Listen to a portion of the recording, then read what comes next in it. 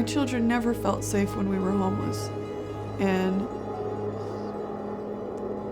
I think that they would play and try to be normal children, but I felt like I was not worth anything. I felt worthless as a mom. We were sometimes in the car, sometimes in hotels. I was assaulted 3 times.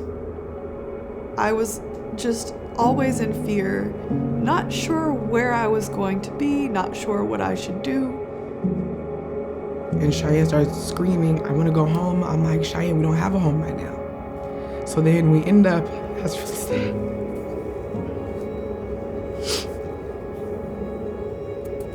The only thing I can think of was God doesn't put me through anything I can't handle, and I felt like I couldn't handle any of it anymore. After my kids kept screaming, I want to go home, and I'm like, me too. 3 months after I got hired on at my current job, they told me that I made too much, so they were cutting my food stamps. So it left me the choice to pay my rent or feed my kids. It wasn't enough for them. So October 31st, they evicted us. So we were living in my car for a few days till I could get payday, and then I would take literally my whole paycheck to pay for what I could in a hotel room. Usually only ended up to be a few days, and then we would be back in the car. I think maybe the 27th, that's when the power went out. So I'm like, man, I'm never gonna catch up. I'm never gonna get anything done. And it was hard because the teachers are looking at me like, what are you doing with your kids? And I'm like, they're just going through something. They're not used to what we're going through. So I wasn't taking them to school. So I said, okay, maybe that'll help them back on their same routine. I took them to school and the behavior was horrible.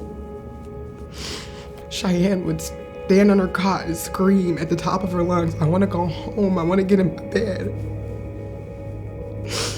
And Peyton was like, she wouldn't sleep, she wouldn't eat, she was like cursing, she was pushing kids, and Peyton's the sweetest kid I know. She doesn't hurt anyone. My kids are Chloe and Caleb, they're like night and day. But during this process, I did notice that Caleb is who it took the biggest toll on. He withdrew into himself and kind of became a shell of who he really was. And it was hard to watch him do that as his mom. My children really are super people, so sweet, so well-mannered, and so polite. But during this time when we were sleeping in a car, they started questioning me and being a little bit disrespectful. And I felt like my life was spinning out of control. Just on the hope that something might go good, I came out here and I had an interview at Vine Maple Place. And she said, well, I do have a place for you. And I started crying and I said, are you serious? I can't believe this. And she said, yes, I have a place for you and we can go see it right now if you want to. And I was so happy. I couldn't believe it. Got accepted into the program that day. Was able to move my kids out of the car into a 2-bedroom apartment for once. Like I felt the weight leave my shoulders the minute I walked through the door. She runs in and she goes, can I go in my room? And I'm like, don't ask me that, go in your room.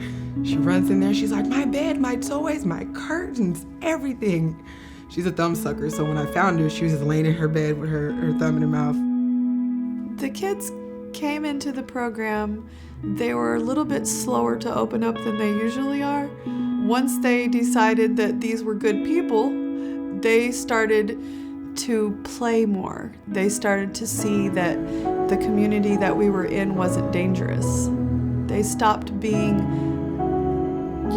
distrustful. And I just think that's great. The sense of community that they were able to feel. The people here are so accepting and genuine.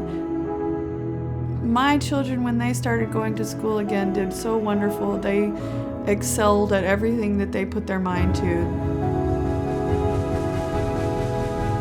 After being in the apartment for a few weeks, the kids, I could tell they were coming back to their regular self.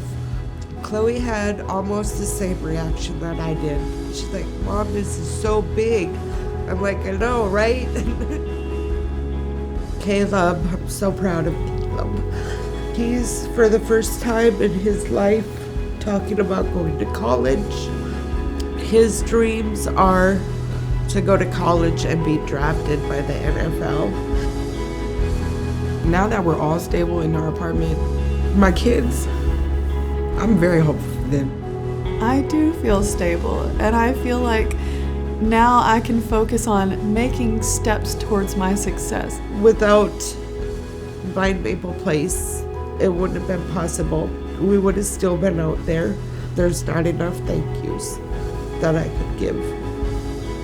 Everything you guys do helps everyone. Maybe we're not exactly all the way healed, but being able to come here and have a support system, knowing that we have hope for the future, is the most important thing to the healing process.